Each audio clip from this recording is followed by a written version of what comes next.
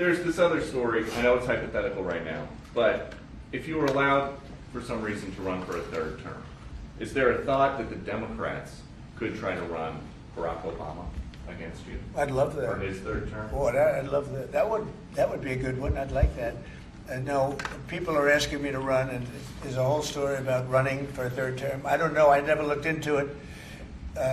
They do say there's a way you can do it, but I don't know about that. But I have not looked into it. I want to do a fantastic job. We have 4 years, just about, almost close to 4 years. Time is flying, but it's still close to 4 years, and we're getting a lot of credit for having done a great job in the first almost 100 days. And we have some big things we're going to be announcing over the next 2 days, and you know very well, Peter, and I think it's going to be something that's going to bring a lot of wealth back to our country, tremendous wealth back to our country, actually. And other countries are understanding it because they've been ripping us for 50 years, longer, but they've been ripping us off for years, right from the beginning. And I think this is going to be an amazing, I call it a lot of different names, but it's really, in a sense, it's a rebirth of a country, because how we could have afforded to do what we did, we help everybody, and they don't help us. I really, the term I like best probably is the liberation of America. It's the liberation of this country, because it's incredible. Look, we have 36 trillion in debt for a reason, and that accumulates over a long period of time. So I think what you're going to be seeing over the next couple of days will be very inspiring to a lot of people. You know, they had a lot of auto plants being built in a certain country.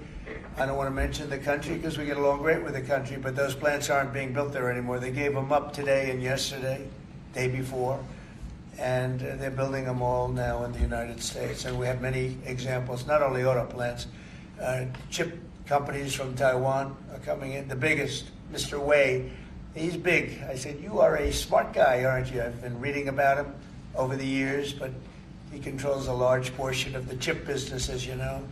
You don't get smarter. They're going to be investing $200 or $300 billion. Apple's investing $500 billion. You know, they always built their places in China. Now he's building here. I think because of you speak to Tim Cook, because of the election, but maybe more importantly because of the tariffs. You know, he's got really an obligation to do it. But we have many, many companies that you haven't even heard of. But I think we'll be at $5 trillion very soon. And if you think about this, we've never been anywhere near that. I don't know if we've ever been at $1 trillion. What do you mean by that? We're 500. What do I mean by trillion? 5 trillion. What are you referring to, sir? I think that we're going to be at $5 trillion of investment. I think you're going to have investments very shortly. We're already 3.5, and we have commitments, verbal commitments for a lot more. And numbers like that have never been done in this country. And it's going to get harder. This is in 2 months. It's really in less than 2 months, because since we've really gone out with it.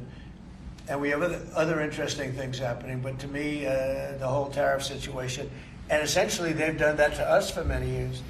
So if we're anywhere near $5 trillion in 2 months, this could be numbers like the country's never seen. And every time you hear a dollar spent, that's another job, because the jobs are coming with it. So auto plants, chip plants, pharmaceuticals, lumber coming in. We have things happening in this country. I'm not sure that they've ever seen it. Steel, you know, we have tariffs on steel. They've been here for a while. Steel and aluminum.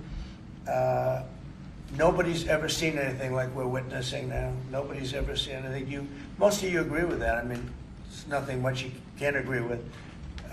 We have things happening in terms of jobs and investment, the likes of which I don't think we've ever seen. If you look at, let's say, $4 to $5 trillion in a period of a month and a half, that's even more than you do with your concerts, which are always sold out, right?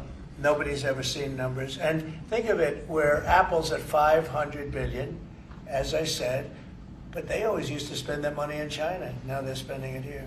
That means they're going to build. Now, they don't have any tariffs. Remember, there are no tariffs if you do your product here, if you build whatever it is in the USA.